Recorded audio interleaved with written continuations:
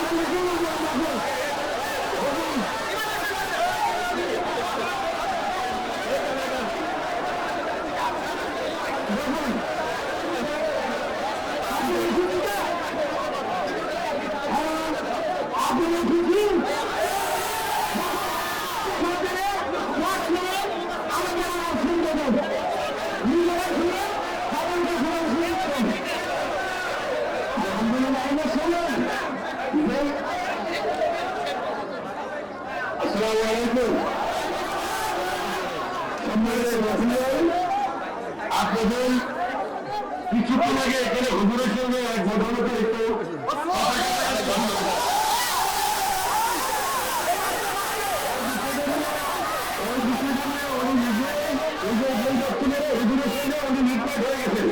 আপনাদের মতো এটা নিয়ে এখন কষ্ট রাখবেন না,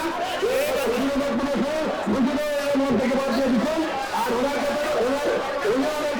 উনি যে কথা বলছিল উনি সরে গেছেন। ওনাদের মধ্যে একটা ভুল বোঝাবুঝি হয়েছিল, এটা নিয়ে আর যাতে কোনো ধরনের ভুল বোঝাবুঝি না হয় আপনারা আপনাদের মতো আমরা আপনাদের ইনশাল্লাহ করবো। আপনাদের কাছে অনুরোধ, আপনারা দয়া করে কেউ আইন শৃঙ্খলা বিঘ্ন করতে এরকম কোনো কাজ করতে যাবেন না। আমরা আপনাদের নিরাপত্তার জন্য আছি, আপনাদের যতটুকু হেল্প করা দরকার ইনশাল্লাহ করবো। কিন্তু আমাদের খুব বড়জোড়া অনুরোধ, দয়া করে এখানে অনেক লোকের সমাগম আছে, অনেক এর মধ্যে কিছু লোক থাকতে পারে যারা ভেজাল লাগাইতে আসছে। এখানে ম্যাক্সিমাম লোকের ভালো, অনেক লোক আসতে পারে যারা ভেজাল করতে পারে, যাতে এরকম ভেজাল করতে না পারে আমরা সুযোগ না দেই। সবাই ভালো আছেন, সুন্দরভাবে থাকবেন, আপনাদের নিরাপত্তার জন্য আমরা আছি। কোনো সমস্যা নেই, এখানে কমিটির মধ্যে বললে আমরা আপনাদের সবসময় সতর্কভাবে যতটুকু হেল্প করা দরকার আইনগত ইনশাল্লাহ করবো। আর আপনাদের সুন্দরভাবে সুশৃঙ্খলভাবে আপনাদের আমরা সবাইকে ভালো থাকেন, সুস্থ থাকেন। একজন আলেম যদি একটা কবরস্থানের পাশ দিয়েও হেঁটে যায়, অন্তত কবরস্থানের বাসীরা আল্লাহর কাছে শুকর আদায় করে। সুবহানাল্লাহ। ঘরে ঘরে এক একটা আলেম জন্ম দেবেন। মনে রাখবেন, পৃথিবীতে যদি আলেম না থাকে, কুকুর আর শিয়ালের মতো মরতে হবে, জানাজা দেওয়ার মানুষ পৃথিবীতে খুঁজে পাওয়া যাবে না। আলেমদেরকে ঘৃণা করেন না। আলেমরা কখনো কোনো মানুষের মাথায় বাড়ি দিতে চায় না। আলেমরা কখনো কারো টাকা চুরি করতে চায় না। আলেমরা কখনো কারো সম্পদ আত্মসাৎ করতে চায় না। আলেমরা চায় শুধু আপনার গলার ভিতরে কোরআনটাকে ঝুলিয়ে দিয়ে আল্লাহর জান্নাতের সার্টিফিকেট দিতে। চিল্লা বলেন ঠিক কিনা? একটু ভালোবাসেন আলেমদেরকে, নাকি ঘৃণা করবেন? ঘৃণা করবেন? ঘৃণা করেন না। আলেমদেরকে যদি ঘৃণা করেন, সে হাজার হাজার কিলো মাইল থেকে মদিনাতে রওজার ভিতরে একজন শায়িত হয়ে আছে, ও আপনাকে পছন্দ করবে না, ও আপনার পক্ষে থাকবে না। আপনি যদিও আলেম হতে পারেন নাই, কিন্তু আলেমদের মতো লেবাস আপনি আজ থেকে ধরে ফেলেন, দেখবেন কিয়ামতের দিন আলেমদের কাতারে আপনার হাসর নাসর হয়ে যাবে। আরে মিয়া, পৃথিবীতে তো আলেমদের বিচার আজকে সাধারণ মানুষে করছে, কিন্তু আল্লাহ সুবহানাহু ওয়া তাআলা কিয়ামতের দিন আলেমদের বিচার নূরের পর্দার ভিতরে করবে। চিল্লায়া বলেন আল্লাহু আকবার। এটা যেমন তেমন কোনো কথা নয়।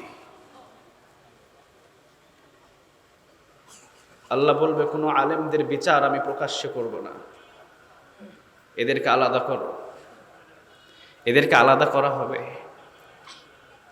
সাধারণ কোনো মানুষদের সামনে কোনো আলেমের বিচার হবে না, এদেরকে আলাদা করে কি বিচার আল্লাহ সুবহানাহু ওয়া তাআলা করবে শুধু রব জানে। তাদেরকে কি মাফ করে দিবে না কি করবে আল্লাহই ভালো জানে। তবে কোনো সাধারণ পাবলিকের সামনে তাদের কোনো হিসাব নেওয়া হবে না। কিন্তু ওযুর গোসল জানে না, ওযুর ফরজ জানে না, 5 ওয়াক্ত নামাজে কয়টা ফরজ তাও জানে না। সলিমউদ্দিন কলিমউদ্দিন হক্কানি কিছু আলেমদের বিপক্ষে কথা বলে, চিল্লা বলেন ঠিক কিনা? এই স্টপ, আমি শুধু কথা বুঝাইতে বলছি। বাবা একটু শান্ত। আলেমদের বিপক্ষে কথা বলো না। একটা জিনিস মনে রাখবে, আলেমদের সিনার ভিতরে কোরআন আছে। আলেমরা যা বলে কোরআন থেকেই বলে। যদি তোমার শক্তি থাকে তাহলে কোরআনের কাছে এসো, কলম একটা এনে কোরআনের আয়াতটা কেটে দাও। আল্লাহ বলছেন, জমিন আমার জমিনের ভিতরে আমার কথা চলবে, কোনো বাধা দেওয়া যাবে না।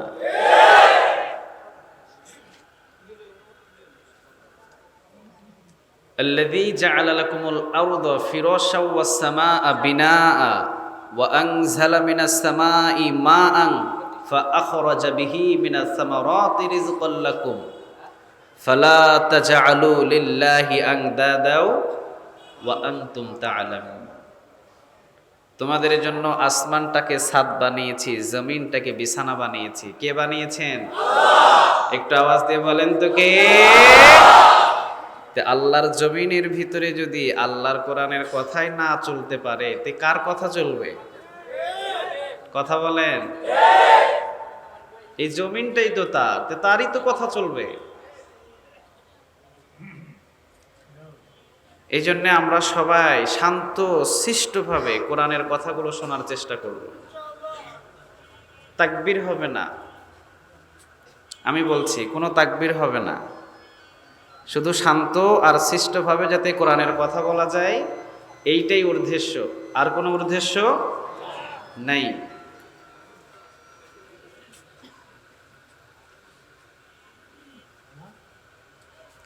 আজকে কথা হবে গরিব আর ধনীর কয়েকটা মেসেজ দিব আমি, আপনারা শুনবেন? কথা বলেন। আপনি কি জানেন ধনীর চাইতে গরিবদেরকে আল্লাহ বেশি ভালোবাসে? সুবহানাল্লাহ বলবেন না? বিশ্বনবী বলেন,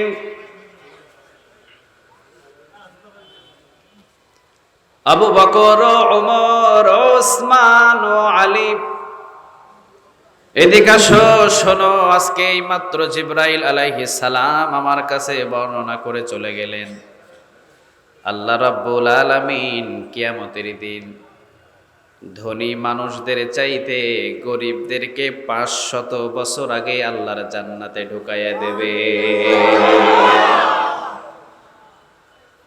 কয়শো বছর? আওয়াজ দিয়ে বলেন, কয়শো?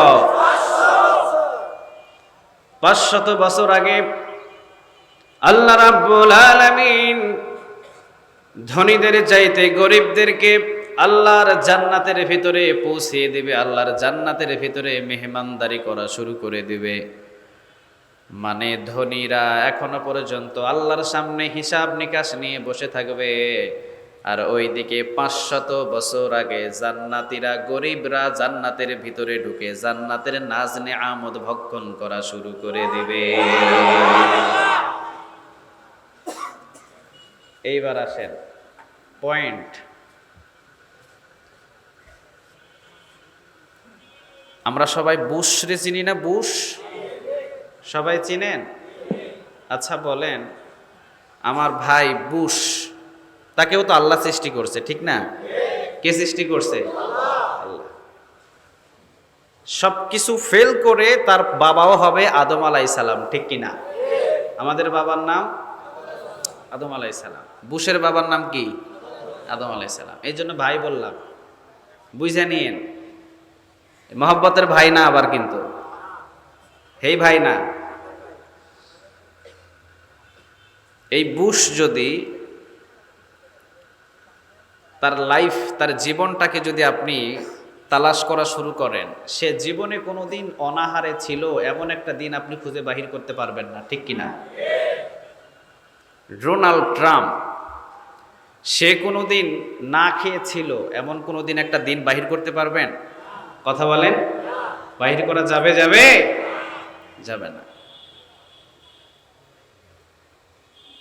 কিন্তু আল্লাহ রাসূল সাল্লাল্লাহু আলাইহি ওয়াসাল্লাম 3 দিন 4 দিন 5 দিন 1 সপ্তাহ পর্যন্ত না খেয়েছিল, এমন নজির আছে না নাই?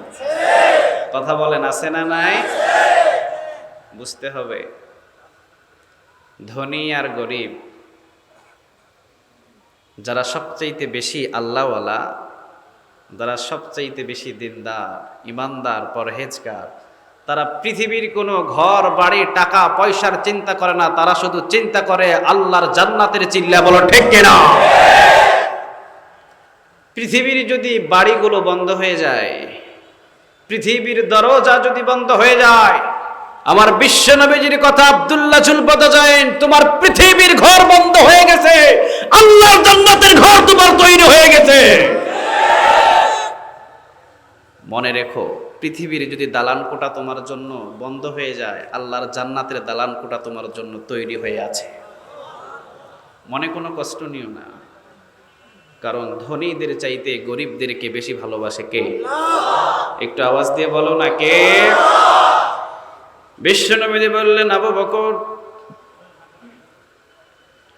আল্লাহ রাব্বুল আলামিন গরিবদের চাইতে ধনীদের তেমন বেশি ভালোবাসেন না, তবে ধনীদের চাইতে আল্লাহ রাব্বুল আলামিন গরিবদেরকে বেশি ভালোবাসেন। এই কথা বলতেই হযরতে আবু বকর সিদ্দিক রাদিয়াল্লাহু তাআলা আনহু নিচের দিকে তাকিয়ে আছেন, কারণ আবু বকর সিদ্দিক রাদিয়াল্লাহু তাআলা আনহু সেই সময় মক্কা জগতের ভিতরে 10টার ভিতরে 1 নম্বর, তিনিও ধনী, তিনিও ধনী। মক্কার ভিতরে সবচাইতে বড় বড় কাপড়ের দোকান হলো আবু বকরের। কেমন ধনী হযরত আবু বকর সিদ্দিক রাদিয়াল্লাহু তাআলা আনহু যেই জামাটা ব্যবহার করতেন, মক্কার ভিতরে তেমন কোনো মানুষ এত দামি জামা আবু বকরের মতো ব্যবহার করতে পারতো না। মক্কার ভিতরে সবচাইতে বড় দোকান হলো আবু বকরের, সবচাইতে বড় দোকানের মালিক হলেন আবু বকর। আর বিশ্বনবীজি আজকে বলে দিলেন, ও আবু বকর, ও ওমর, ও ওসমান, ও আলী, আমার সাহাবীরা শুনে নাও, আল্লাহ রাব্বুল আলামিন গরিবদেরকে যতটুকু ভালোবাসেন, ধনীদেরকে এত বেশি ভালোবাসে না।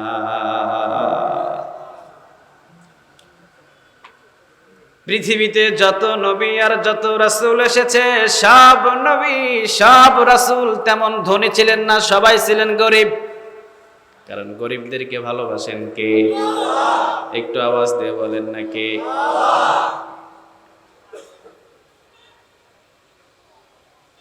সাহাবীরা প্রশ্ন করলেন বিশ্ব নবীজির কাছে, ইয়া রাসূলুল্লাহ সাল্লাল্লাহু আলাইহি ওয়াসাল্লাম,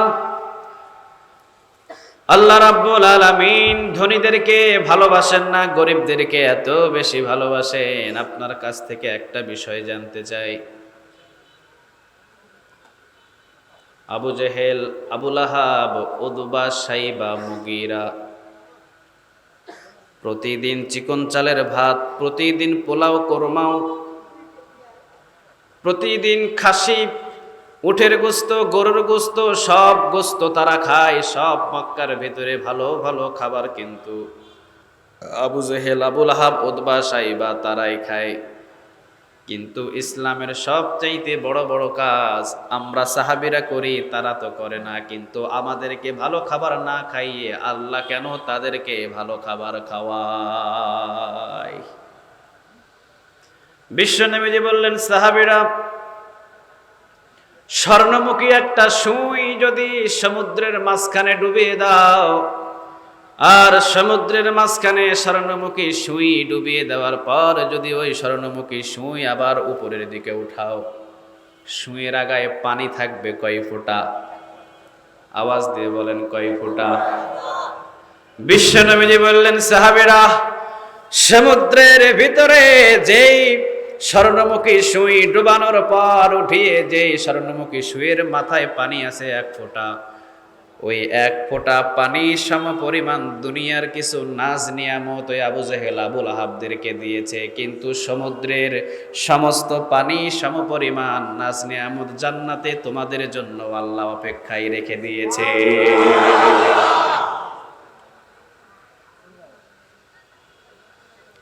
এই জন্য ইমানদার বাড়ি চায় না, ইমানদার গাড়ি চায় না। ইমানদার 1 সপ্তাহ পর্যন্ত অনাহারে থাকলে তার কোনো কষ্ট হয় না, তার কোনো দুঃখ হয় না। যদি বন্ধি 4 দেয়ালের খাবারও যদি খায়, ইমানদারের কোনো কষ্ট হয় না। ইমানদার কষ্ট পায় না। ইমানদার শুধুমাত্র পৃথিবীর দুনিয়ার চিন্তা করে না, চিন্তা করে ইমানদার শুধু জান্নাতে। বিশ্বনবীজি বললেন, আবু বকর, আল্লাহ রাব্বুল আলামিন গরিবদেরকে বেশি ভালোবাসেন ধনীদের চাইতে। কিন্তু আবু বকর এখন গরিব না ধনী? কথা বলেন, গরিব না ধনী? আবু বকরের চিন্তা, আল্লাহ রাব্বুল আলামিন ধনীদেরকে বেশি ভালোবাসে না, গরিবদেরকে বেশি ভালোবাসে। ও মিয়া, পৃথিবীর কারো ভালোবাসার দরকার নাই, শুধুমাত্র যদি আল্লাহর ভালোবাসা আপনার সাথে থাকে, জান্নাত আপনার জন্য অনিবার্য।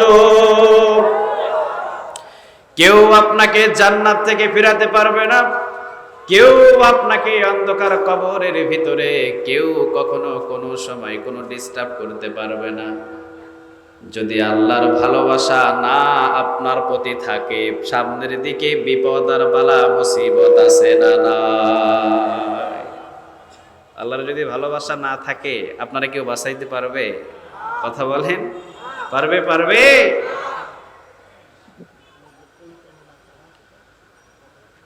আবু বকরের একটাই চিন্তা, আল্লাহ রাব্বুল আলামিন গরিবদেরকে বেশি ভালোবাসেন। রাতের বেলা ঘুমাইতে গেলে আবু বকর শুধু একটাই চিন্তা করেন, আল্লাহ রাব্বুল আলামিন গরিবদেরকে বেশি ভালোবাসেন।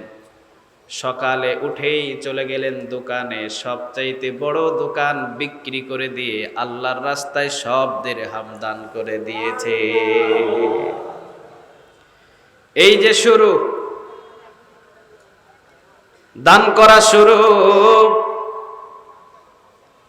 প্রথম দোকান প্রথম দিনে, আরেকটা দোকান দ্বিতীয় দিনে, আরেকটা দোকান তৃতীয় দিনে, আরেকটা দোকান চতুর্থ দিনে।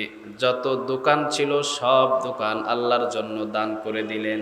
এখন আবু বকর হলেন সবচাইতে গরিব। সুবহানাল্লাহ বলেন। কারণ গরিবদেরকে বেশি ভালোবাসেন কে? আওয়াজ দিয়ে বলেন না, কে?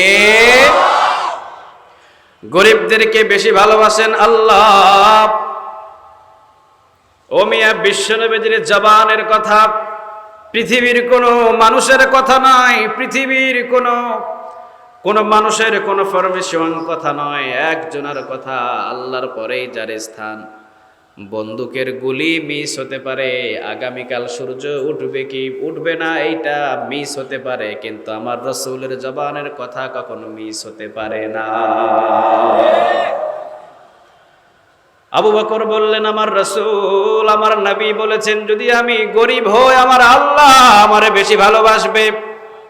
এই জন্য আবু বকর সব সম্পদগুলো দান করে দিলেন।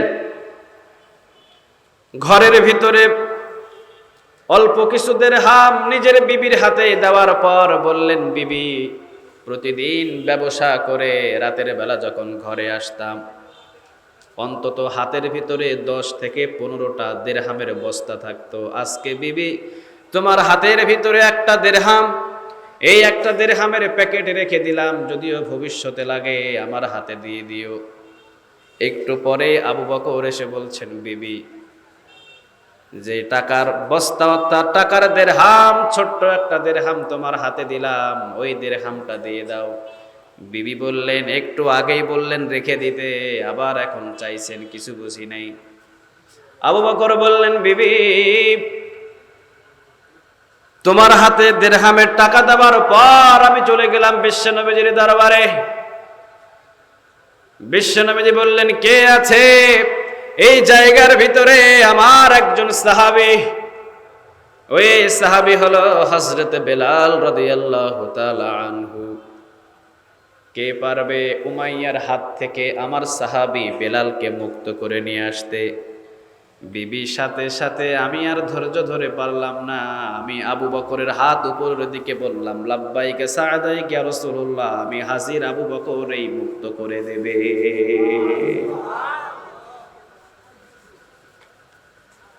দাও দিরহাম দাও। বিবিও সেই রকম, আবু বকর যেই রকম, বিবিও সেই রকম, দিয়ে দিলেন দিরহাম। হাতের ভিতরে দিরহাম নিয়ে টাকা নিয়ে চলে গেলেন উমাইয়ার সামনে। এরপরে বললেন, উমাইয়া, কত টাকা হলে হযরতে বেলালকে আমার হাতে উঠাইয়া দিবি? ধর, স্বর্ণ মুদ্রা নিয়ে নে।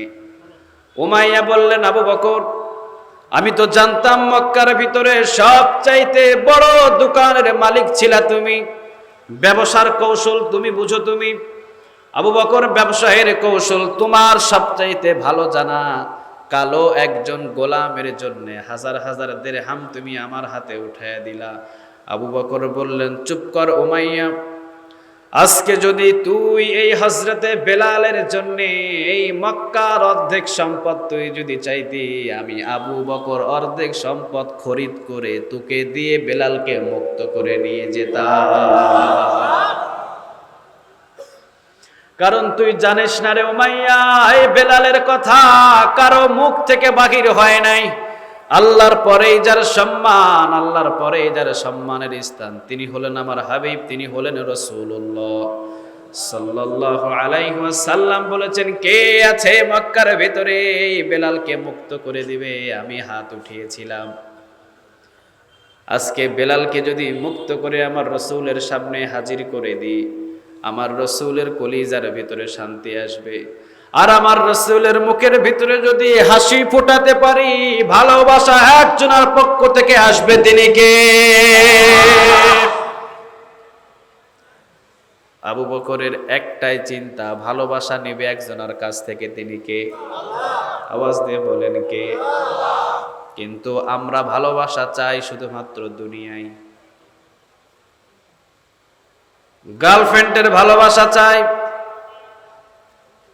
বিবির ভালোবাসা চাই, শ্বশুর শাশুড়ির ভালোবাসা চাই, কিন্তু কোন কাজ করলে আমার আল্লাহ যে বান্দারে ভালোবাসে আজ পর্যন্ত আমরা তালাশও করি নাই। কথা কন না কেন? আমাদের জানা নাই। কিন্তু আবু বকরের একটাই চিন্তা, আমি যখন দুনিয়া থেকে বিদায় হয়ে যাব, দুনিয়া থেকে বিদায় হবার সাথে সাথে কারো ভালোবাসা আমার আর কাজে পুষবে না, তখন একজনের ভালোবাসা লাগবে, তিনি কে? হযরত আবু বকর একদিন মসজিদে নববীতে বসে ডুকরে ডুকরে কাঁদছেন। হযরত আবু বকর মসজিদে নববীতে বসে ডুকরে ডুকরে কান্না শুরু করেছেন, বাচ্চা ছেলের মতো। সাহাবীরা এসে বলছেন, আবু বকর, তুমি কান্না করো কেন? তোমার তো কান্নার কোনো প্রয়োজন নাই রে আবু বকর। কারণ আল্লাহ রাব্বুল আলামিন আশারায়ে মুবাশশারা 10 জন সাহাবীকে জান্নাতের সার্টিফিকেট দিয়ে দিয়েছেন। ও আবু বকর, ওই 10 জন আর সার্টিফিকেটের ভিতরে সর্বপ্রথম সার্টিফিকেট হলো সেই আবু বকর তোমার। আরে তোমার চিন্তা কিসের? ও আবু বকর, তুমি তো জান্নাতের সার্টিফিকেট হাতে পেয়েছো, তোমার তো কান্নার কোনো দরকার নাই। আবু বকর কান্না করে বললেন, সাহাবীরা, আমার রাসূল তো বলেছে জান্নাতের ভিতরে আমার রাসূল নিয়ে যাবে, কিন্তু আমার রাসূল তো এখনো পর্যন্ত বলে নাই আবু বকর অন্ধকার কবরে তোমারে মাফ করে দিবে, আমি বিশ্বনবী সাক্ষ্য দিলাম, এমন কথা তো আমার আবু বকররে এখনো পর্যন্ত আমার রাসূল বলে নাই। বিশ্বনবীজি বললেন, আবু বকর, আমল যদি ভালো হয়ে যায় তোমার জন্য কবর হয়ে যাবে জান্নাতের বাগান, আর যদি আমল খারাপ হয়ে যায়, আমি বিশ্বনবীর প্রথম সাহাবী আবু বকর বলে তোমার সাথে কোনো খাতির হবে না। আবু বকরের সাথে যদি কবর খাতির না করে, আমি আর আপনার সাথে কোনো খাতির আছে? কথা বলেন। আবু বকর বললেন, এই জন্যেই অন্ধকার কবরের সার্টিফিকেট আমার রাসূল আমারে দেয় নাই, যার কারণেই আমি আল্লাহ রাব্বুল আলামিনের ভালোবাসা চাই। কোন কাজটা করলে আমার আল্লাহ আমি আবু বকররে ভালোবাসবে, যদি জীবন দিতে হয় জীবন দিব, এরপরেও আল্লাহর ভালোবাসা আদায় করে ছাড়ব। সবগুলো শেষ, আর কিছু নাই। আবু বকরের কাছে আর কিছু নাই, যত বড় বড় দোকান সবগুলো দান করে দিলেন আল্লাহর জন্যে। এখন হয়ে গেলেন গরিব, কারণ আবু বকর জানে গরিবরে বেশি ভালোবাসে কে? একটু আওয়াজ দিয়ে বলেন, কে? কয়েকদিন পরে আল্লাহ রাসূল সাল্লাল্লাহু আলাইহি ওয়াসাল্লাম নিজের চাদর মোবারক খোলার পর নিজের চাদর মোবারক বিছিয়ে দিয়ে বললেন, সাহাবীরা কে কে আছো? কে কে আছো? সাহাবীরা আসো এইদিকে, আমার চাদর মোবারকে চাঁদা দাও, যুদ্ধের ময়দানের জন্য দান করো। কে আছো? কে কি দিবা? সব সাহাবীরা চলে গেলেন চাঁদা নেওয়ার জন্যে। যুদ্ধের ময়দানে যাবার আগে বিশ্বনবীর চাদর মোবারকের ভিতরে চাঁদা দেবে। হযরতে ওমর রাদিয়াল্লাহু তাআলা আনহু অন্তরের ভিতরে একটা চিন্তা। হযরতে ওমর চিন্তা করলেন, ও আবু বকর, কোনদিন তোমার সাথে নেক আমল করে আমি ওমর উপরের দিকে উঠতে পারি নাই, কারণ মক্কার ভিতরে মদিনার ভিতরে ওমরের চাইতে আরেকজন বাড়তি আমলদার আছে, তার নামটাই হলো আবু বকর। ওমর বললেন, কোনদিন পারি নাই, তবে আজকে আবু বকর বিশ্বনবীর চাদর মোবারকে দেখা যাবে কে বেশি দান করে। আজকে মনে হয় আবু বকর তুমি যা দান করবা তার চাইতে আমি ওমর বেশি দান করব, বোঝা যায় তোমার চাইতে আমি ওমরের দানের নেক বেশি হয়ে যাবে। আমলের খাতিরে ঈর্ষা করা, হিংসা করা জায়েজ আছে, সুবহানাল্লাহ বলেন। কিন্তু আমাদের হিংসা হলো এখন জমি জমা নিয়ে, আছে না নাই? একজন ভালো খায়, একজন ভালো পোশাক পরে, আরেকজন ভালো লেখাপড়া করে, আমাদের সহ্য হয় না। কথা কন না কেন? হিংসা হিংসি কম না বেশি? এই হিংসা করা জায়েজ নাই। কিন্তু একজন তাহাজ্জুদ নামাজি, সে তাহাজ্জুদ নামাজি, আমি তাহাজ্জুদ নামাজি হইতে পারবো না কেন? এই হিংসা করা জায়েজ আছে, সুবহানাল্লাহ বলবেন না? সে সপ্তাহের ভিতরে 5টা রোজা করে, আমি করতে পারবো না কেন? আমিও করব, এই হিংসা করা জায়েজ। সে হজ করেছে, আমি করতে পারবো না কেন? আমিও হজ করব, এই হিংসা করা জায়েজ। হযরত ওমর রাদিয়াল্লাহু তাআলা আনহু বললেন, আবু বকর, আজকে জানি তুমি আমার চাইতে বেশি নেক অর্জন করতে পারবা না, কারণ আজকে তুমি যা দান করবা তোমার ঘরে তো কিছুই নাই, আমি ওমর তোমার চাইতে বেশি দান করব, বোঝা যায় তোমার চাইতে নেক আমি ওমর বেশি পাবো। সুবহানাল্লাহ বলে। চলে গেলেন আবু বকর, চলে গেলেন ওমর। কিন্তু হযরতে ওমর রাদিয়াল্লাহু তাআলা আনহু এখনো পর্যন্ত আবু বকররে চিনে নাই। কে এই আবু বকর এখনো পর্যন্ত চিনে নাই? বিশ্বনবীজি একদিন বসে আছেন, হযরত আয়েশা রাদিয়াল্লাহু তাআলা আনহা আকাশের তারকাগুলো গুনছেন। বিশ্বনবীজি বললেন, আয়েশা, আকাশের তারকা গুনে শেষ করতে পারবা না। শোনো রে আয়েশা, আকাশের যত তারকা, এই অসংখ্য তারকার চাইতে আমার একজন সাহাবী আছে, ওই সাহাবীর নাম হলো হযরত ওমর। আমার ওই সাহাবী হযরত ওমরের আকাশের তারকার চাইতে আমল আরো বেশি।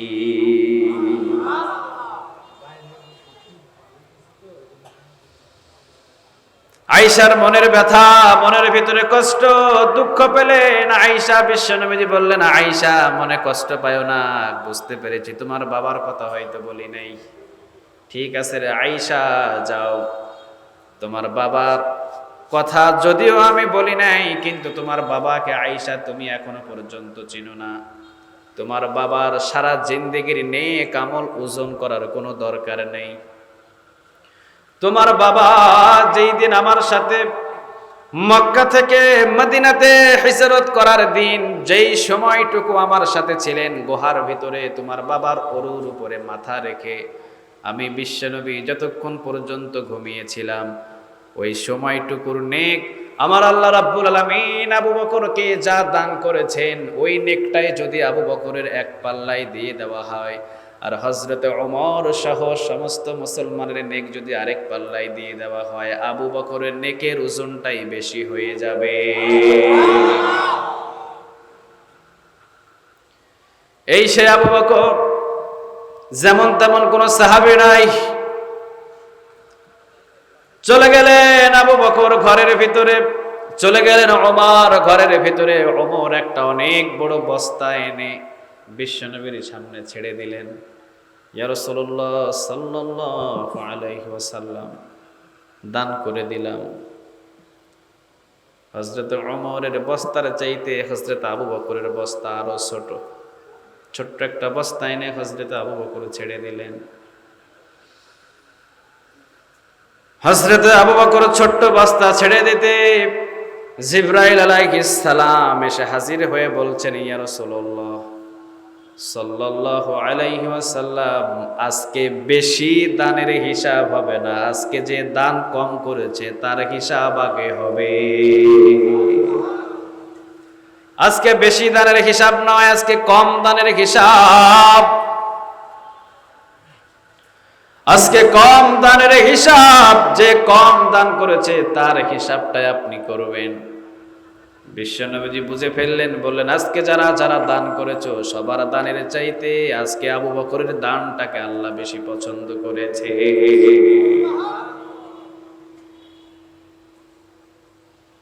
ওমর বললেন, কিভাবে? আমরা তো কম দিই নাই, অমুক সাহাবী তো কম দেয় নাই, অমুক সাহাবী তো কম দেয় নাই। বিশ্বনবীজি বললেন, ওমর রাদিয়াল্লাহু তাআলা আনহু, তুমি কয় ভাগ দিয়েছো? ওমর বললেন, বস্তা বানাইছি দুইটা। জোরে বলেন, কয়টা? আমি ওমরের ঘরে বস্তা বানিয়েছি আমি দুইটা। একটা বস্তা ঘরের ভিতরে রেখে দিয়েছি, আর একটা বস্তা মাথায় করে আপনার সামনে এনেছি। সর্বশেষ বিশ্বনবীজি বললেন, আবু বকর কি আনলা আর কি রাখি আসলা? হযরত আবু বকর বললেন, ইয়া রাসূলুল্লাহ সাল্লাল্লাহু আলাইহি ওয়াসাল্লাম, ঘর থেকে যখন বাহির হয়েছিলাম, আমি ঘর থেকে যখন বাহির হয়েছিলাম, পাশেই দেখি আমার বিবি সুই দিয়ে সেলাইয়ের কাজ করছিল। আমি আমার বিবির হাত থেকে ছপ করে স্বর্ণমুখী সুইটা হাতে নিয়ে বললাম, এই সুই আমার ঘরে থাকতে পারে না, এই সুইটাকেও আমি আল্লাহর রাস্তায় দান করে দিলাম।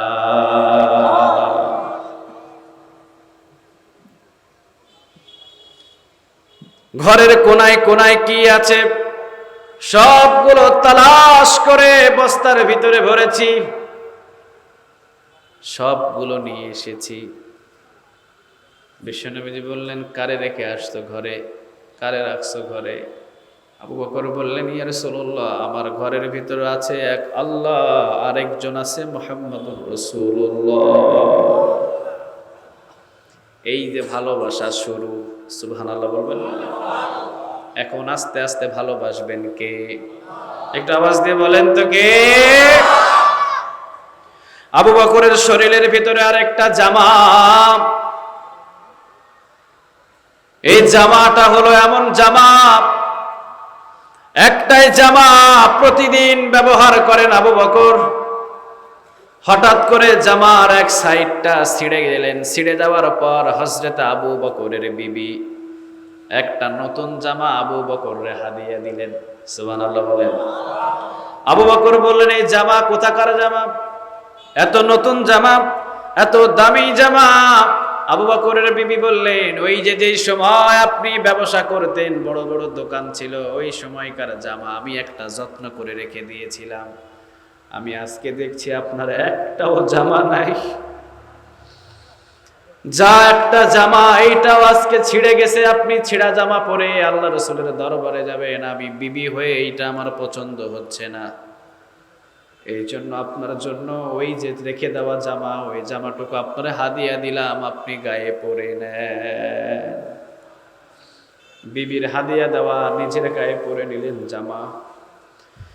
আবু বকর একবার হাতের দিকে তাকায়, হাতের দিকে তাকিয়ে দেখে জামাটা অনেক দামি। নিজের শরীরের দিকে তাকায়, নিজের শরীরের দিকে তাকানোর পরে দেখে জামাটা অনেক দামি, বেচলে অনেক টাকা পাওয়া যাবে, অনেক টাকা পাওয়া যাবে। আবু বকর বললেন, আমার শরীরের ভিতরে এত দামি জামা থাকবে, এইটা সুন্দর দেখায় না। আবু বকর জামাটারে খুলে নিয়ে গেছেন কাপড়ের দোকানে, নিজের জামাটাকে টাকা দিয়ে বিক্রি করছে। সুবহানাল্লাহ বলবেন না? নিজের জামা খোলার পর কাপড়ের দোকানে দাম দিয়ে বিক্রি করে সেখান থেকে একটা অংশ বাকির করার পর হযরত আবু বকর চলে গেছেন সালার চট কিনতে। সালার চট, কিসের চট? আওয়াজ দিয়ে বলেন, কিসের চট? সালার চট আপনাদের ঢাকায় কি বলে? এটা আমরাতে কি বলে? সালার চটই বলে। বস্তা। আরে সালার চট কিনেছেন আবু বকর, আর বাকি টাকাগুলো মুঠ করে ধরে আছে। সালার চট হযরত আবু বকরের শরীরের মাপ দিয়ে হযরত আবু বকর নিজ হাতে কেটেছেন। কাটার পর খেজুর গাছের কাটা দিয়ে সালার চট দিয়ে একটা নিজের গায়ের জামা বানিয়ে নিজের কাছে পরেছে। নিজের শরীরের ভিতরে সালার চটের জামা হযরত আবু বকর পরিধান করে বাকি টাকাগুলো এতিমদের বাড়ি বাড়িতে বিলিয়ে দিয়েছে। আল্লাহ রাব্বুল আলামিন আরশে আজিম থেকে জিবরাইল আলাইহিস সালামকে ডাক দিয়ে বললেন, জিবরাইল, আবু বকরের পাগলামি আমার আর সহ্য হয় না।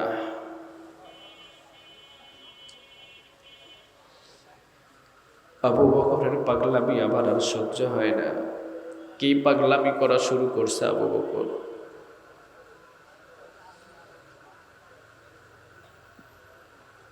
আজকে সালার চটের জামা, যে আবু বকরের মক্কার ভিতরে সবচেয়ে বড় বড় কাপড়ের দোকান, সেই আবু বকরের শরীরের ভিতরে সালার চটের জামা। এই আবু বকর সালার চটের জামা পরিধান করে আজকে মদিনার অলিতে গলিতে ঘোরাঘুরি করেছে।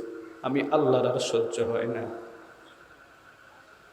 যাও জিবরাইল, আমার পক্ষ থেকে তুমি নিজেও একটা সালার চটের জামা পরে আমার বন্ধুর সামনে হাজির হয়ে যাও। এই যে ভালোবাসা শুরু। জিবরাইল আলাইহিস সালাম সালার চটের জামা পরে আল্লাহ রাসূলের সামনে এসে সালাম বিনিময়। বিশ্বনবীজি দেখেই দিছে একটা মুস্কি হাসি। জিবরাইল, তোমার শরীরের ভিতরে সালার চটের জামা। জিবরাইল বললেন, ইয়া রাসূলুল্লাহ, একটু পরেই আপনি খেলা দেখবেন। কেন আমি সালার চটের জামা পরেছি? একটু পরে হযরত আবু বকর সিদ্দিক রাদিয়াল্লাহু তাআলা আনহু হেঁটে আসছেন। বিশ্বনবী যে আবু বকরকে দেখে চিনতে পারে না, কে এই মানুষ? কাছে এসে বিশ্বনবীজি আর কোনো কথা বলছে না, দাড়ি ভিজে ভিজে রসুলের জামার দিকে পানি পড়ছে। আবু বকর, তোমার কোথায় গেল বড় বড় কাপড়ের দোকান? কোথায় গেল তোমার দামি দামি কাপড়? কয়েকদিন দেখলাম একটা নতুন কাপড় পরিধান করে মসজিদে নববীতে আসা যাওয়া করলে, আজকে কেন শর্টের জামা পরলা?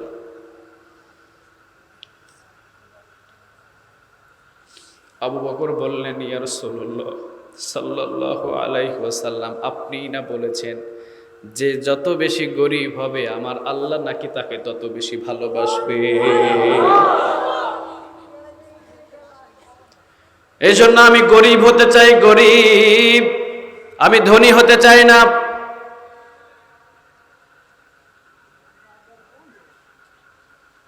আমি ধনী হওয়ার স্বপ্ন দেখি না, আমি গরীব হওয়ার স্বপ্ন দেখি।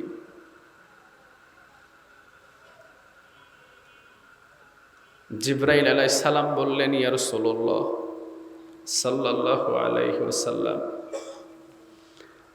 আজকে আবু বকর সালার চটের জামা শরীরে পরিধান করার কারণে আল্লাহ রাব্বুল আলামিন আবু বকরের কথা আরশে আজিমে আমার সাথে তুলে ধরেছেন।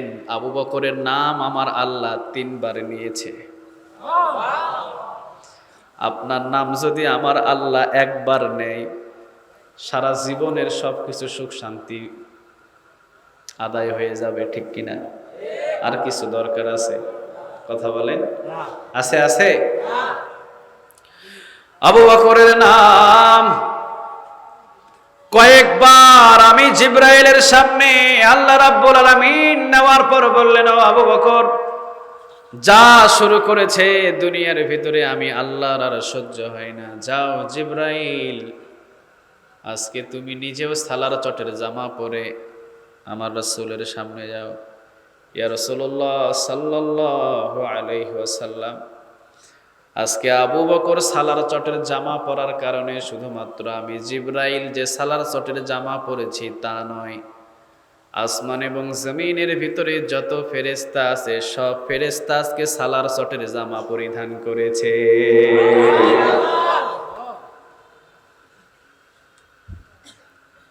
শান আর মর্যাদা আর ভালোবাসা আস্তে আস্তে প্রকাশ হচ্ছে। সুবহানাল্লাহ বলেন। এইবার আসছে 4র্থ নম্বর ভালোবাসা। সুবহানাল্লাহ বলবেন না? হযরতে আবু বকর সিদ্দিক রাদিয়াল্লাহু তাআলা আনহু মসজিদে নববীতে নামাজ পড়ে। মসজিদে নববীতে নামাজ পড়ার পর হযরতে আবু বকর সিদ্দিক রাদিয়াল্লাহু তাআলা আনহু নিজের ঘরের দিকে যায়। মসজিদে নববীতে নামাজ পড়ে নিজের ঘরের দিকে যায়। পাশে থেকে একজন কাফের প্রতিদিন আবু বকরকে গালমন্দ করে, খারাপ খারাপ গালি দেয়, আজে বাজে গালি দেয়, কিন্তু আবু বকর কোনোদিন অন্তরের ভিতরে ব্যথা নেয় না। হঠাৎ করে একদিন আবু বকর জোহর নামাজ পড়ার পর যখন নিজের ঘরের দিকে রওনা দিয়েছে, ওই যে কাফের, ওই কাফের বলে উঠেছে, মুসলমান যত আছে সবাই ফকির, মুসলমানের আল্লাহ ফকির। নাউজুবিল্লাহ, আস্তে করে বলেন। আমার রব কি ফকির? আওয়াজ দিয়ে বলেন, আমার রব কি ফকির? নাকি নাস্তিকের বাচ্চারা ফকির?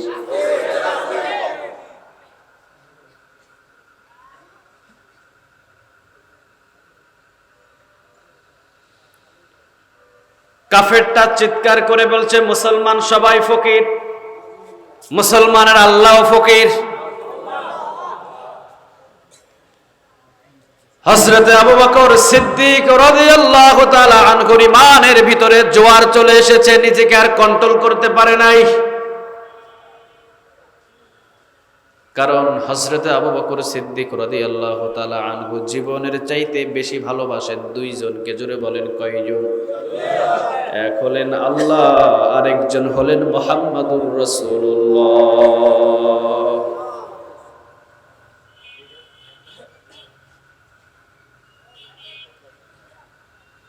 মিয়া আল্লাহকে এবং আল্লাহর রসুলকে বেশি ভালোবাসার কারণে আজকে তো আল্লাহর রসুল পাশে নিয়ে ঘুমিয়ে আছে। সুবহানাল্লাহ বলবেন না? মহব্বত যে বেশি, ভালোবাসা যে বেশি, পাশে নিয়ে ঘুমিয়ে আছে। যে জায়গাতে 1 সেকেন্ড দাঁড়ানোর কোনো ক্ষমতা নাই কোনো মুসলমানের, সবসময় দৌড়ের উপরে থাকতে হয়। যারা গেছেন তারা জানেন 1 সেকেন্ড দাঁড়ানোর সুযোগ নাই, হাঁটার উপরে থাকতে হবে, সালাম দিয়ে চলে যাও। এই জায়গাতে বিলাপ করা কান্নাকাটির জায়গা না, দূরে চলে যাও, দূরে গিয়ে কান্নাকাটি করো।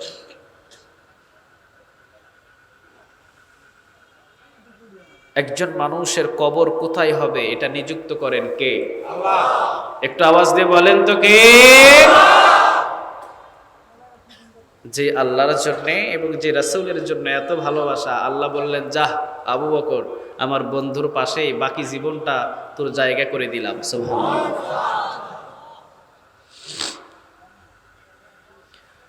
কাফের বলল মুসলমান সবাই ফকির, মুসলমানের আল্লাহ ফকির। আবু বকর আর সহ্য করতে পারে নাই, প্রতিদিন কাফের গালি দেয়, আবু বকর কিছু বলে না। আজকে আবু বকর ফিরে এসে হাত যতটুকু উঠছে গালের উপরে দিছে 1 থাপ্পড়। এই থাপ্পড় খেয়ে চলে গেছেন যেখানে ইনসাফের বিচার হয়, সেই জায়গা হলো মুহাম্মাদুর রাসূলুল্লাহ। জাস্টিস জাস্টিস, যে জায়গার ভেতরে অন্যায় কোনো বিচার নাই, দল নিয়ে কোনো বিচার নাই। অন্যায় করেছে শাস্তি পাবে, সাইনবোর্ড দেখে বিচার হবে না। সুবহানাল্লাহ বলবেন না? তোমার সাইনবোর্ডে কি আছে এইটা দেখে বিচার হবে না, দোষ হয়েছে বিচার হবে। সুবহানাল্লাহ বলেন। বিশ্বনবীর দরবারে কাফের গিয়ে বলছেন ইয়া রাসূলুল্লাহ সাল্লাল্লাহু আলাইহি ওয়াসাল্লাম, আপনার একজন সাহাবী নাম হলো আবু বকর, দেখেন আমার গালের উপরে থাপ্পড় দিয়ে 5 আঙ্গুলের দাগ তুলে দিয়েছে, আমি আবু বকররে কিছুই বলি নাই। নাউজুবিল্লাহ বলেন। বিশ্বনবীজি উঠে দাঁড়ালেন। উঠে দাঁড়ানোর পর বিশ্বনবীজি চেহারার দিকে তাকিয়ে দেখলেন ঠিকই 5 আঙ্গুলের দাগ, তবে কে মেরেছে বিশ্বনবী এখনো পর্যন্ত জানে না। কাফের আবার বলছেন আপনার সাহাবী আবু বকর মারছে আবু বকর। একটু পরে আবার বলে আপনার সাহাবী আবু বকর, আপনার সাহাবী আবু বকর মারছে। দেখেন কেমন বিচার। বিশ্বনবীজি 2 জন সাহাবীকে বললেন দাঁড়াও। 2 জন সাহাবী দাঁড়ালেন। বিশ্বনবীজি বললেন যাও, যদি সত্যি সত্যি আবু বকর এই কাফেরকে মেরে থাকে, এই মাত্র আমি গ্রেফতারের ওয়ারেন্টি জারি করে দিলাম, 2 জন সাহাবী আবু বকরকে গ্রেফতার করে সামনে নিয়ে আসো। কারে বলে বিচার? সুবহানাল্লাহ বলবেন। এইটা হলো কোরআন। অন্যায় যদি করে কোরআন মা কেউ ছাড়ে না, অন্যায় যদি করে বাবা কেউ ছাড়ে না, অন্যায় যদি করে নিজের শ্বশুর কেউ ছাড়ে না, অন্যায় যদি করে নিজের দলীয় লোক কেউ ছাড়ে না।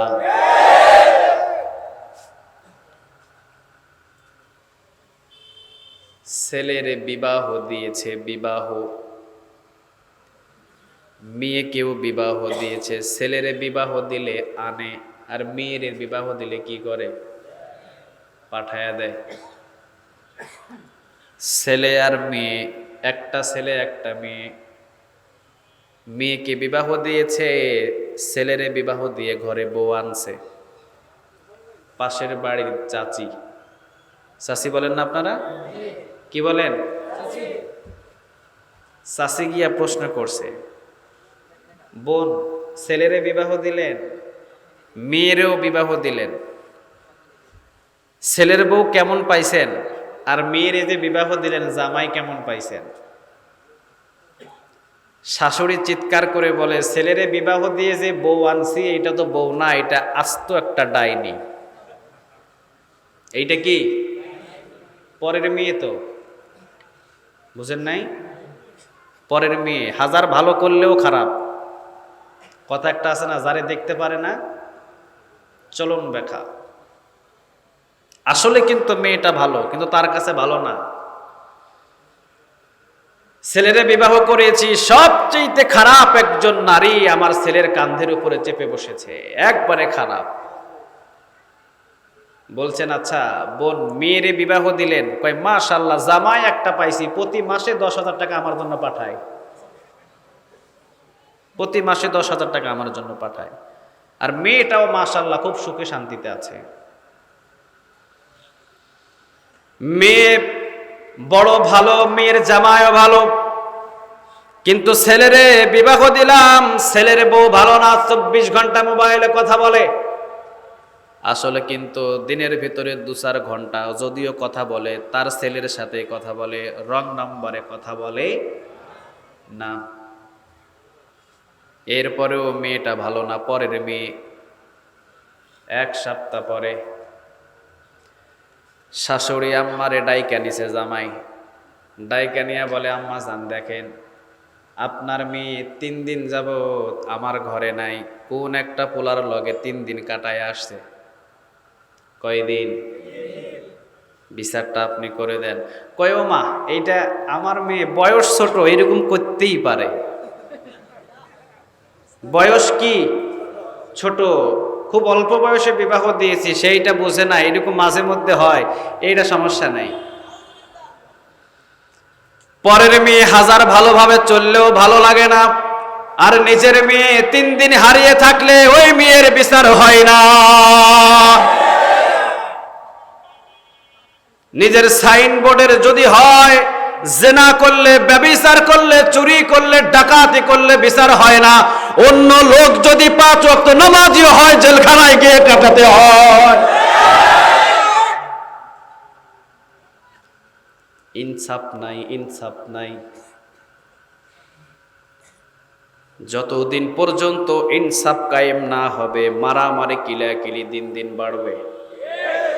কথা কন না কেন? দিন দিন মারামারি বাড়বে, মারামারি কমবে না। বিশ্বনবীর জাস্টিস, ইনসাফের বিচার। কুরাইশ বংশের একজন মহিলা চুরি করছে, চুরি। বিশ্বনবীর বংশের নামটাও কি? বিশ্বনবী বললেন হাত কেটে দাও। একজন সাহাবী এসে বললেন, ইয়া রাসূলুল্লাহ সাল্লাল্লাহু আলাইহি ওয়াসাল্লাম, কার হাত কাটবেন আপনি? এইটা তো কুরাইশ বংশের মেয়ে, আপনার নিজের বংশের মেয়ে, যদি হাত কাটেন মান ইজ্জত সব কমে যাবে। বিশ্বনবী বললেন, কার এত বড় সাহস? কে আছে আমার সামনে কথা বলে, কার এত বড় সাহস দেখি? আমার কুরাইশ বংশের মেয়ে বলে তার হাত কাটা বন্ধ করে দিয়ে তার আঙ্গুল কেটে দেব। কি ইনসাফের বিচার করো তোমরা? শোনো সাহাবীরা, আজকে যদি কুরাইশ বংশের কোনো মেয়ে চুরি না করে যদি আমার মেয়ে ফাতেমাও চুরি করতো, আল্লাহর কসম করে বলি আমার মেয়ের ফাতেমার 2টা হাত আমি কেটে দিতাম। এইটারে বলে ইনসাফের বিচার। বিশ্বনবী 2 জন সাহাবী পাঠালেন, যাও আবু বকরকে গ্রেফতার করো। 2 জন সাহাবী আবু বকরের কাছে গিয়ে বলেন, আবু বকর আপনারে যাইতে হবে। আবু বকর বললেন, কোথায়? আল্লাহ রাসূলের দরবারে। আবু বকর তো বুঝতে পারছে, সুবহানাল্লাহ বলবেন না? চলে আসলেন বিশ্বনবীর সামনে। বিশ্বনবী বলেন, আবু বকর তুমি নাকি কাফের একটা থাপ্পড় দিস? আবু বকর বললেন, জি, কারণ জীবন চলে যাবে, মুমিন জীবনে কোনোদিন একটা মিথ্যা কথা বলবে না। আর কাফের জীবন দিয়ে দিবে, কাফেরের মুখ দিয়ে একটা সত্য কথা বাহির করা যাবে না, কারণ কাফের কখনো সত্যি কথা বলতে পারে। আবু বকর বললেন, জি। বিশ্বনবী বললেন, কেন মারছো? আবু বকর বললেন, ইয়া রাসূলুল্লাহ সাল্লাল্লাহু আলাইহি ওয়াসাল্লাম প্রতিদিন আমারে নামাজ পড়ে গেলে গালি দেয়, আমি কিছু বলি না। আজকে যে গালিটা দিয়েছে আমি আবু বকর সহ্য করতে পারি নাই। বিশ্বনবীজি বললেন, কি গালি দিয়েছে? আবু বকর বললেন, ইয়া রাসূলুল্লাহ, এই কাফেরের বাচ্চা বলেছে মুসলমান সবাই ফকির, আমি সহ্য করতেছি, কিন্তু যখন বলছে মুসলমানের আল্লাহ ফকির, আমি আবু বকর আর সহ্য করতে পারি না।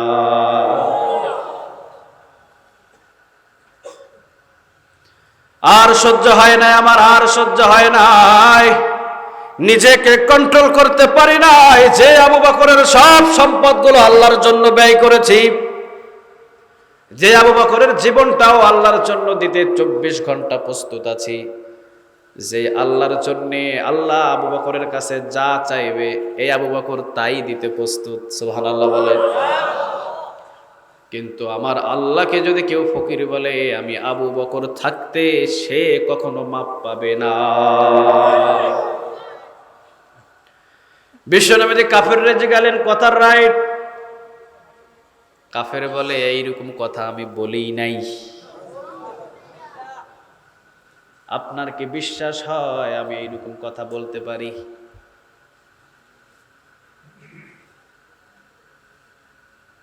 বিশ্বনবীজি পড়ে গেলেন বিপদে। কাফের বলে বলি নাই, আবু বকর বলে বলছে, এখন তৃতীয় একজন সাক্ষীর দরকার আছে না নাই? কথা বলে।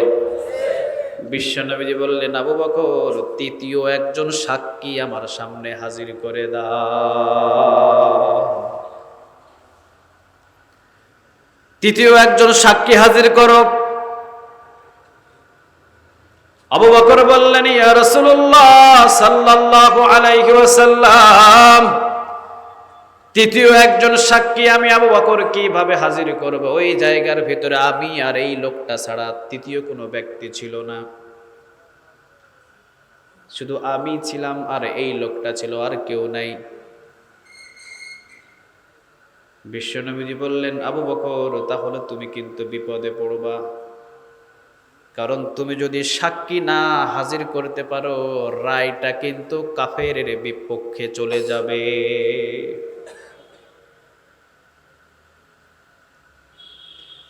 তুমি যদি সাক্ষী না দিতে পারো, আবু বকর যদি সাক্ষী না হাজির করতে পারো,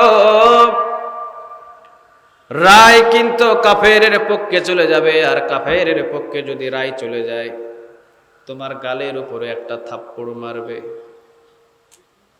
কার গালে থাপ্পড় মারবে? আবু বকরের গালে। মক্কার ভিতরে, মদিনার ভিতরে তুফান শুরু হয়ে গেছে, তুফান। কান্নার রোল পড়ে গেছে, মানুষের ঢল নেমে আসছে। শত শত সাহাবী চতুর্দিকে দাঁড়িয়ে আছে। বিশ্বনবী আবু বকরের বিচার করছে। বিশ্বনবীজি বললেন, আবু বকর, তাড়াতাড়ি সাক্ষীটারে হাজির করো। যদি হাজির না করো, আবু বকর, রায় কিন্তু কাফেরের পক্ষে চলে যাবে। আর যদি কাফেরের পক্ষে রায় চলে যায়, তোমার গালের উপর একটা থাপ্পড় পড়বে। আবু বকর বললেন, ইয়া রাসূলুল্লাহ সাল্লাল্লাহু আলাইহি ওয়াসাল্লাম, আমি তো বলছি তৃতীয় কোনো ব্যক্তি ওই জায়গাতে ছিল না, আমি আবু বকর কোনো সাক্ষী আপনার সাথে দিতে পারবো না। বিশ্বনবীজি বলছেন, আবু বকর, তাহলে রায় কিন্তু চলে যাবে কাফেরের পক্ষে।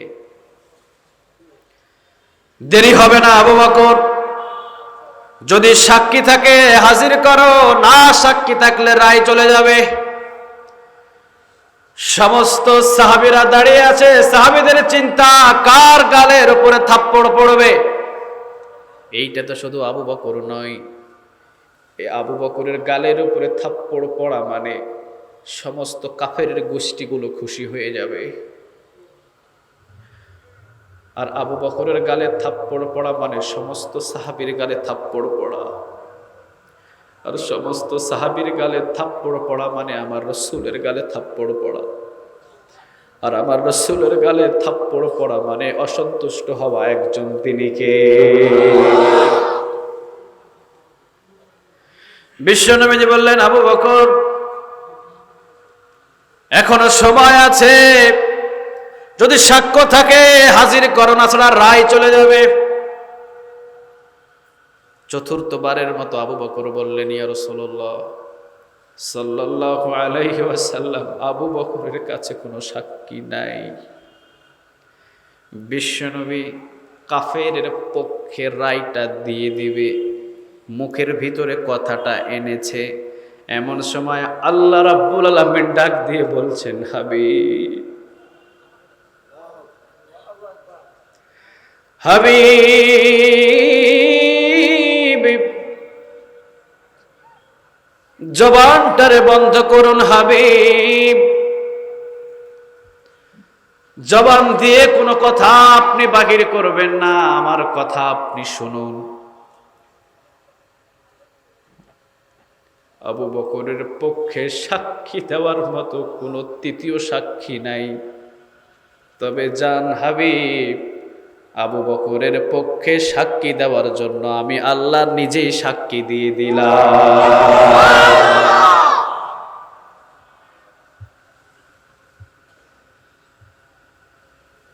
এই যে সেই ভালোবাসা, এমনে এমনে ভালোবাসা পাই নাই, আল্লাহর পক্ষ থেকে ভালোবাসা আদায় করতে আবু বকরকে অনেক কষ্ট করতে হয়েছে।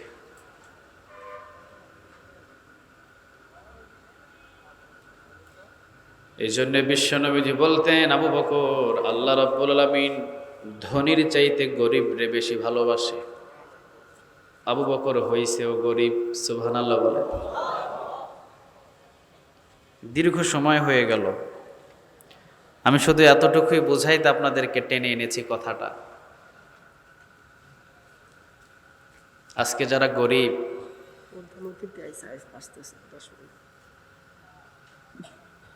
আজকে যারা গরিব, আজকে যারা মাজলুম, আজকে যাদের পরনে দামি পোশাক নাই, দামি পারফিউম দিতে পারে না, দামি খাবার খাইতে পারে না, তাদেরকে যে ঘৃণার চোখে দেখেন, আপনি যদিও তাদেরকে ঘৃণার চোখে দেখেন, আল্লাহ তাদেরকে বেশি ভালোবাসে।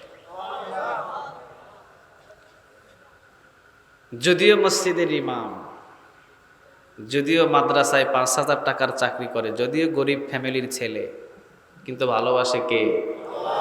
একটু আওয়াজ দিয়ে বলেন তো কে?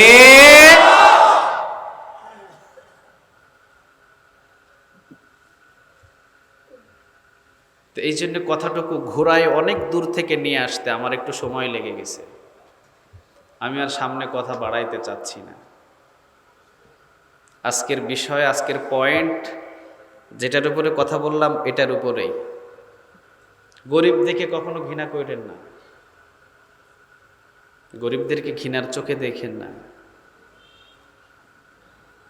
আজকে আলেম ওলামাদের বাড়ি নাই, গাড়ি নাই, টাকা নাই, পয়সা নাই, কিছু নাই, যেখানে সেখানে যা তা বলে মুখ বন্ধ করে দিবেন, মাইক টেনে নিয়ে নেবেন। একটা জিনিস চিন্তা করবেন, প্রত্যেকটা জিনিস আল্লাহ ভিডিও করেছে, আল্লাহরও একদিন সময় আছে, চিল্লা বলেন ঠিক কিনা? একটু চিন্তা ভাবনা করে সব কাজগুলো করা আমাদের দরকার। কারণ যার কেউ নাই, তার আছে কে? একটু আওয়াজ দিয়ে বলেন তো কে? হয়তো আমাদের আজকে কিছু নাই, আমাদের আজকে কেউ নাই, মুসলিম জাতির আজকে কেউ নাই, কিন্তু আমরা সব সময় একজনের উপরে ভরসা করি, তিনি কে? আওয়াজ দিয়ে বলেন কে? আমি শুধু এতটুকু কথা বোঝানোর জন্যই একটু ঘোরায় পেঁচায় নিয়ে আসলাম।